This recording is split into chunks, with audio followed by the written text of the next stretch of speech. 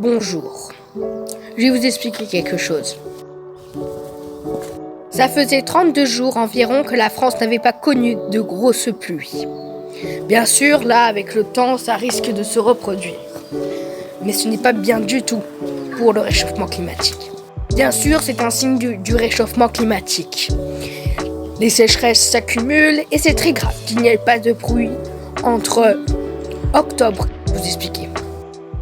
Il est très important qu'il y ait des pluies entre cette période, parce que la pluie en hiver favorise l'accumulation d'eau dans les nappes phréatiques. Et c'est très important d'avoir de l'eau dans les nappes phréatiques. Le problème, c'est qu'en été, il fait tellement sec que quand il pleut, le sol n'arrive pas à absorber l'eau, tellement il est sec.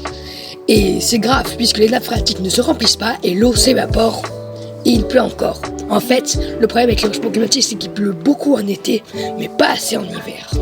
Nos hivers sont secs et nos étés humides. Le problème, c'est que les sols en été, ils peuvent pas absorber correctement l'eau de pluie par rapport en hiver. Où il fait froid et du coup, les sols absorbent plus facilement l'eau de pluie. Donc attendez-vous à avoir de nouvelles restrictions d'eau, de ne pas pouvoir arroser vos plantes et de ne pas pouvoir vous occuper de votre piscine. Parce qu'avec un manque d'eau, l'agriculture va se faire difficilement. Donc désolé pour les loisirs et les piscines, c'est mort. Parce que oui, sans les nappes phréatiques qui sont remplies, il n'y aura pas assez d'eau pour cet été. Et on manque déjà d'eau à partir de mars.